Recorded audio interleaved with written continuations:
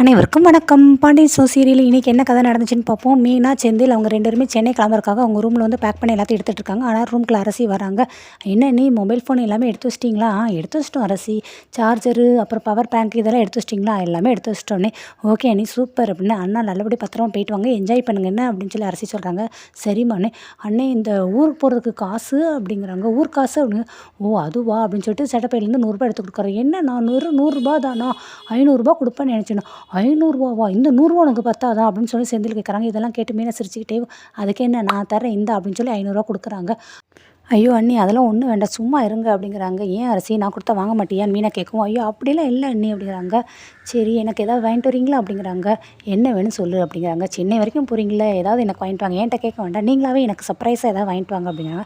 சரி ஓகே வாங்கிட்டு வரோம் அப்படிங்கிறாங்க. சரி டைம் வச்சு போகலாமா அப்படிங்கிறாங்க. பேக்கை தூக்கு போவோம் அப்படின்னு மீனா சொல்லுவோம். எல்லோரும் வெளியில் வந்துடுறாங்க. அவங்க பாண்டியன் உட்காந்துருக்காரு.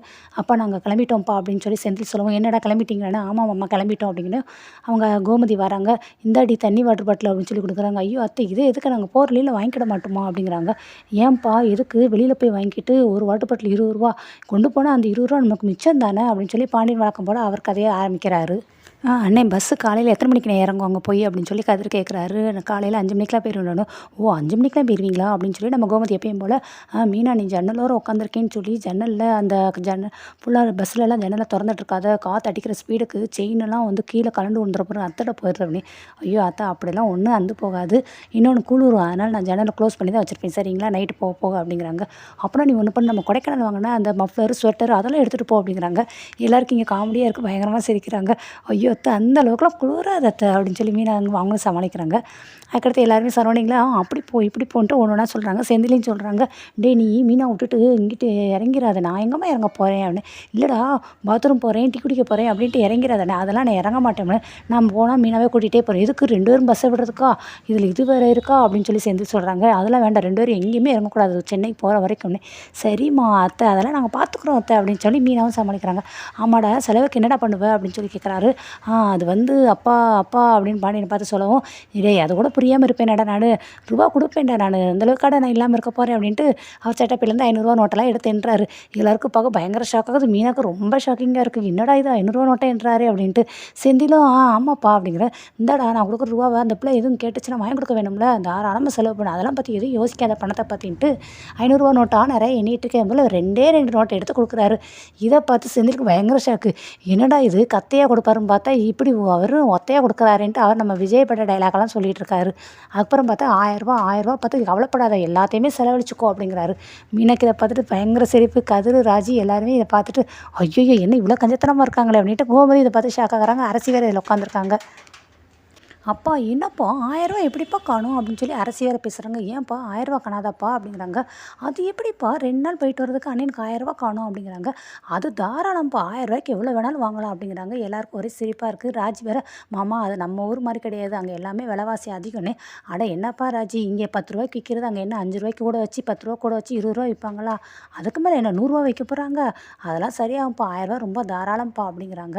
சரி சரி யார் போய் பஸ் ஸ்டாண்ட் கூட போகிறதுன்னு, ஏன் நான் தான் அப்படின்னு சொல்லி கதிர் சொல்கிறாரு. உடனே பாண்டியன்ட்டு இவேனா அப்படின்ட்டு பேசாமல் சைலண்ட் ஆகிறாரு. அடுத்து வந்து சரி மாமா டைம் ஆச்சு நாங்கள் கிளம்புறோம் அப்படின்ட்டு எல்லோரும் கிளம்புறாங்க. எல்லாருக்கும் பாய் சொல்லிடுறாங்க. அப்போ அவங்க வந்து கோமதி வந்துட்டு போயிட்டு வரேன் அப்படின்னு சொல்லி மீனா சொல்லவும், சரிடி போயிட்டு வான்னு சொல்லி மீனா கையில் வேறு ரூபாய் எவ்வளோ வைக்கிறாங்க, எவ்வளோங்கிறது நம்மளுக்கு தெரியப்படுத்தலை. இதுக்கு இருக்கட்டும் அப்படிங்கிறாங்க. சும்மா ரெடி வச்சுக்கோ அப்படின்ட்டு நல்லா ஜாலியாக என்ஜாய் பண்ணு ஓகேவா சூப்பர் அப்படிங்கிறாங்க. மீனாவும் ஓகே அப்படிங்கிற. ராஜி அக்கா அப்டேட்டு அப்பப்போ கொடுத்துக்கிட்டே இருங்கண்ணே, உனக்கு கொடுக்காமல ராஜி கண்டிப்பாக கொடுப்பேன் அப்படின்ட்டு மீனா சொல்லிட்டு ஹாப்பியாக கிளம்பிடுறாங்க. அடுத்து பஸ் ஏற இடத்துல நிற்கிறாங்க. ஆமாம் மேடம் நான் கிளம்பிட்டேன், ஏன்னா பஸ் ஸ்டாப்பில் தான் இருக்கேன், எல்லோரும் வந்துருங்க அப்படின்னு சொல்லி மற்ற மேடம் ஃபோன் போட்டு மீனா பேசிகிட்டு இருக்காங்க. அதுக்குன்னு ஒரு தம்பி வராரு. இந்தாண்ணே ஸ்நாக்ஸ் அப்படிங்கிறாங்க. டே எதுக்குடா ஸ்நாக்ஸ் எல்லாம்னே, பசிக்க முடியல பஸ்ஸில் ஏறும்போது அப்படிங்கிறாங்க. டே வீட்லேயே சாப்பிட்டாச்சு, ஏறி போய் அங்கே போய் நேராக இறங்க போகிறோம், போகிற வழியில் தூங்க போகிறோம், இதுக்கு எதுக்கடா பசிக்குதுன்னே. அதெல்லாம் இல்லைண்ணே வழியில் போனால் பசிக்கும் அப்படின்னு சொல்லி அந்த ஸ்நாக்ஸை கொடுக்குறாரு. இருந்தாலும் அவர் டல்லாகவே இருக்கார். செந்தில் கதிர்கிட்ட வந்து பார்த்து கேட்குறாங்க. ஏன்னே முதல் அண்ணியை கூட்டிகிட்டு ஊருக்கு போகிறேன், ஆனால் உன் முகத்தில் ஒரு சந்தோஷமே இல்லையே, ஒரு மாதிரி டல்லாகவே இருக்குது அப்படிங்கிறாங்க. அதெல்லாம் ஒன்றும் இல்லைடானே. இல்லைண்ணே ஏன் அப்படி இருக்க என்ன அப்படிங்கிறாங்க. இல்லைடா ஊருக்கு கூட்டிகிட்டு போகிறேன், மீனாவுக்கு அதுவும் கூட்டிகிட்டு போகிறேன், சென்னைக்கு 2 நாள் போகிறேன், 1000 கொடுக்குறாருடா, அவள் ஏதாவது கேட்டால் வாங்கி கொடுக்குறதுக்கு வெறும் இந்த 1000 வச்சு நான் என்னடா வாங்கி கொடுக்க முடியும், உனக்கு அவள் கையில் காசு இருக்குது, இல்லைன்னு சொல்லலை. உனக்கு ஐஸ்கிரீம் வாங்கி கொடுக்கணும், ஒரு 100 கொடுன்னு அவகிட்ட நான் எப்படா கேட்க முடியும்? அவள் ஆசைப்பட்டதை வாங்கி கொடுக்கணும், வீட்டில் உள்ளவங்களுக்குலாம் ஆசைப்பட்டதை வாங்க வேண்டாமாடா நான் அப்படிங்கிறாங்க. சரிதான், நீ சொல்கிறது ரொம்ப கரெக்டு தான். நீ இவ்வளோ தூரம் என்கிட்ட பேசுகிறது, இதே இது நீ வீட்டில் அப்பாட்ட பேசியிருக்கலாம். நான் பேச முடிஞ்சால் பேசியிருக்க மாட்டேனடா, என்னடா நீ வேறு அப்படிங்கிறாங்க. கரெக்டு தான், ஆனால் அப்போ இப்போ ஒன்றும் புதுசாக பண்ணலையே, இதை ஆரம்பத்துலேருந்து ரொம்பவே தானே பண்ணுறாரு அப்படிங்கிறாங்க. ஆமாதான்டா, ஆனால் இது ரொம்ப ஓவர் கஞ்சத்தனமாக இருக்குடா அப்படிங்கிறாங்க. அதை விடுனே, சரி ரைட்டு, நீ நல்லா என்ஜாய் பண்ணிட்டு வா அப்படின்னு சொல்லி கதிர் சொல்கிறாரு. அப்புறம் கதிர் கையில் இருக்கிற 800 கொடுக்குறாரு. இந்தாண்ணே வச்சுக்கோ அப்படின்னு. என்னடா இது அப்படிங்கிறாங்க. இல்லைண்ணே, இப்போதைக்கு என் கையில் இந்த 800 தான் இருக்குது, அதான் உன்ட்ட கொடுத்தேன் அப்படிங்கிற. சும்மா இருடா, நீ வேறு அண்ணே நான் தான் உனக்கு கொடுக்கணும், நீ எனக்கு கொடுக்க முடியுமா அப்படிங்கிறாங்க. யார் கொடுத்தா அண்ணே, என்ன எல்லாம் ஒன்று தான் நம்மளுக்குள்ள, இந்தாண்ணே வச்சுக்கோ அப்படிங்கிறாங்க. சும்மாடா அதெல்லாம் ஒன்றும் வேண்டாண்டா அப்படின்னு சொல்லி இங்கே சேர்ந்துன்னு தட்டுறாரு. மீனா கரெக்டாக வந்துடுறாங்க. ஹலோ, என்ன நடக்குது 2 பேருக்குள்ள அப்படிங்கிறாங்க. பாரு மீனா, செலவு காசு வச்சுக்கோன்னு சொல்லி இவன் என் கையில் காசு கொடுக்குறான் அப்படிங்கிறாங்க. நல்ல விஷயம் தானே. ஆமாம், எவ்வளோ கொடுத்தாரு அப்படின்னு மீனா கேட்குறாங்க. இல்லை நீ 800 தான் நீ அப்படிங்கிறாங்க. ஆமாம், 800 கொடுக்குறீங்களே, நீங்கள் சம்பாதிச்ச காசெல்லாம் எங்களுக்கு கொடுத்துட்டு நீங்கள் செலவுக்கு என்ன பண்ணுவீங்களா அப்படிங்கிற சொல்லி மீனா கேட்குறாங்க. கரெக்டாக பழனிவேல் வந்துட்டு சென்னை, புதுக்கோட்டை, திருச்சி, சென்னை ஏறுறாங்க 5 நிமிஷம் தான் வண்டி நிற்கும், புறப்படம்னு சொல்லி காமெடி பண்ணிட்டு பேசிகிட்டே வராரு. அவங்களுடைய மாமா வந்துட்டு, மாமா இப்போ தான் உன்னை பற்றி நினச்சோம், நீ கரெக்டாக வந்துட்டியே மாமா அப்படின்னு கதை சொல்கிறாங்க. அதான்ட்டு அந்த பழனிவேல் நினச்ச உடனே வந்து நிற்பேன் நான் அப்படிங்கிறாங்க. ஏம்மா மீனா என்ன கிளம்பியாச்சா அப்படின்னா. ஆமாம் ஆச்சுதப்பா, கிளம்பியாச்சு. மீனா ஏதோ உங்களுக்கு வாங்கிட்டு வரணுமா? பழம், வாட்டர் பாட்டில், முறுக்கு, சிப்ஸு அந்த மாதிரி ஒன்று. இல்லைம்மா அதெல்லாம் எதுவுமே வேண்டாம், எல்லாமே வீட்டிலேருந்தே கொண்டு வந்துட்டோம் அப்படின்னு சொல்லி செந்தில் சொல்கிறாரு. ஓ அப்படியா மீனா, பேசாமல் என் புதுசாக கல்யாணம் இருக்குன்னு சொல்லிட்டு ட்ரைனிங்லாம் போகாமல் நல்லா ஊரை போய் பார்த்து சுற்றிட்டு வாங்கம்மா அப்படின்னு சொல்லி சொல்கிறாங்க. அது சரி அப்படின்னு சொல்லி மீனா சொல்கிறாங்க. கதிரன்ட்டு, ஆமாம் நீ 2 நாள் நல்லா ஊர் சுற்றிட்டு வாங்க, நீ ட்ரைனிங்லாம் போக வேண்டாம் நீங்கள் அப்படிங்கிறாங்க. போகிறதே 2 நாளில் போய் நாங்கள் என்னத்தை தான் ஊர் சுற்ற போகிறோம் அப்படின்னு சொல்லி மீனாவும் சொல்கிறாங்க. முக்கியமான ஒரு விஷயம்டா, உங்கள் அப்பா வந்து அங்கே போ இங்கே போ, அந்த கடையில் பாரு, இவனை பாரு, ரூபா வாங்கன்னு சொல்லி அடிக்கடி ஃபோன் போடுவார். ஆனால் கண்டிப்பாக உங்கள் அப்பா ஃபோனை மட்டும் எடுத்துடாது அப்படிங்கிறாங்க. அது தெரிஞ்சது தான் நம்மம்மா போட்டு ஏதாவது சொல்ல தான் செய்வாருன்னு. அதை தாண்டா நானும் சொல்கிறேன், ஃபோனை சுவிட்ச் ஆஃப் பண்ணி வச்சுக்கிட்டு நாங்கள் ஏதாவது இங்கே ரீசன் சொல்லி சமாளிச்சுக்கிறோம், நீ ஃபோனை மட்டும் ஆன் பண்ணிடாத, திருப்பி சொல்கிறேன்டா ஒன்று அப்படின்னு. ஏமாம்மா நீங்கள் வேறு சும்மா இருங்க மாமா அப்படிங்கிறாங்க. ஆமாடா நான் நிஜமாக தான் சொல்கிறேன் எப்படி மீனாவை இதெல்லாம் கேட்டு சிரிச்சிட்டு இருக்காங்க. கதிர கரெக்டு தான் அப்படிங்கிறாரு. கரெக்டாக பஸ்ஸு ஆர்ன் அடிக்க சத்தம் கேட்குது. எங்கள் பஸ் வந்துச்சு போடாமான்னு மீனா சொல்லவும், சரி மாமா நாங்கள் போயிட்டு வரோம், சரி சித்தப்பா போயிட்டு வரோன்ட்டு 2 பேரும் சொல்லிவிட்டு கதிர் நாங்கள் போயிட்டு வரோன்ட்டு அவங்ககிட்டே சொல்லிவிட்டு கிளம்பி பஸ் ஏறி போயிடுறாங்க. அதுக்கடுத்து கரெக்டாக நம்மளுடைய சரவணன் ஓடி வர்றாரு. ஐயோ பஸ்ஸு போயிடுச்சாடா அப்படிங்கிறாங்க. ஏன்னு இப்படி தரத்தறிக்க ஓடி வரேன்னு கதிர் கேட்கவும், இல்லைடா நம்ம செந்திலே மீனாட்சி வழியனுப்பலான்னு தான் வந்தேனே, ஏன்னா ஒரு 5 நிமிஷத்துக்கு முன்னாடி வந்துருக்கக்கூடாது, இப்போ தானே பஸ்ஸு போச்சுன்னே.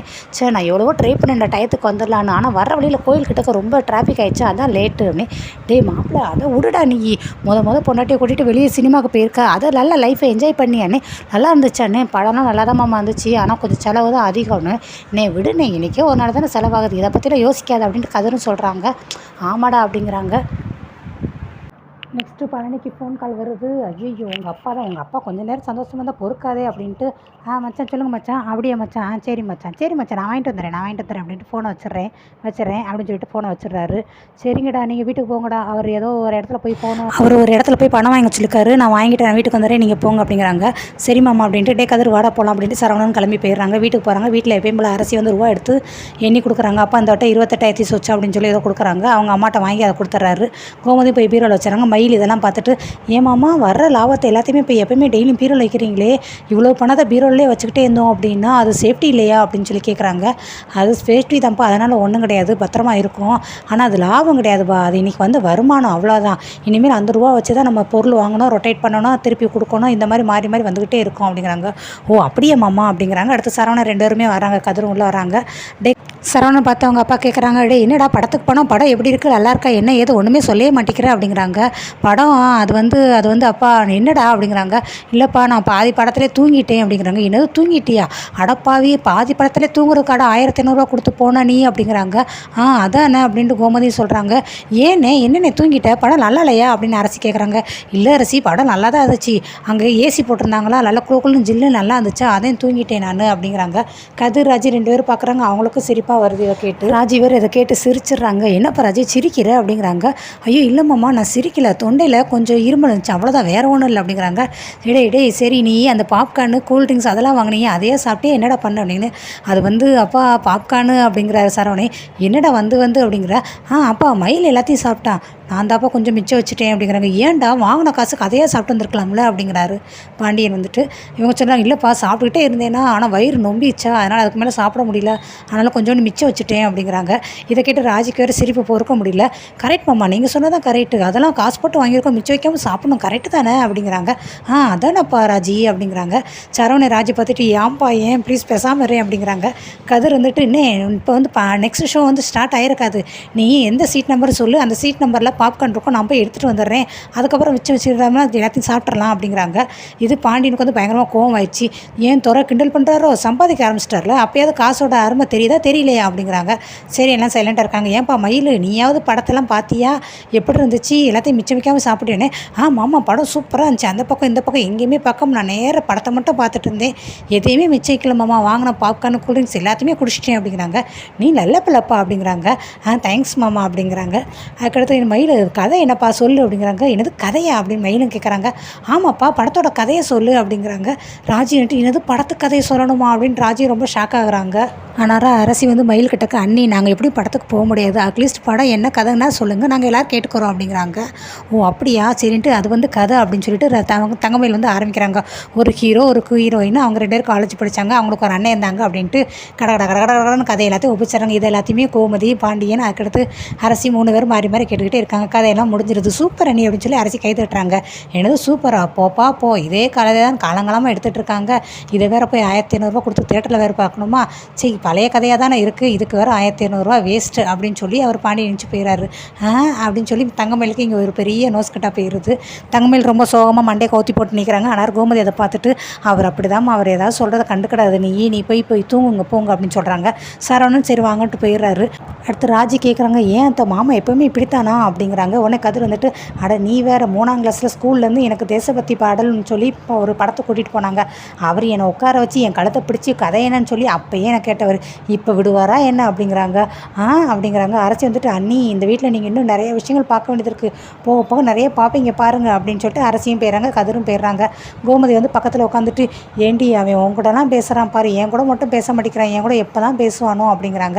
ராஜி அதை கேட்டுட்டு, அத்தை நீங்கள் செய்கிறதெல்லாம் செஞ்சுக்கிட்டு இப்போ உங்கள் கூட பேசணும்னு சொல்லி நீங்கள் கொலைப்பட்டு இருக்கீங்க, இதுக்கு முன்னாடி உங்கள் அண்ணனை பற்றி கொலைப்பட்டீங்க, இப்போ மகனை பற்றி கொலைப்பட்டுருக்கீங்க, ஏதாவது ஒரு பற்றி கொலைப்பட்டுட்டு தான் இருப்பீங்களா, போங்க அதை போய் சாப்பிட்டு போய் படுங்க அப்படிங்கிறாங்க. சரி அப்படின்னு சொல்லிட்டு கோமதி போகிறாங்க. ராஜி ரொம்ப ஃபீல் ஆகுறாங்க. அத்தை ரொம்ப வருத்தப்படுறாங்களே, இந்த கதிரான இவன் கூட பேசவே மாட்டேங்கிறானே அப்படின்னு சொல்லி ராத்தி ரொம்ப ஃபீல் ஆகிட்டு இருக்காங்க.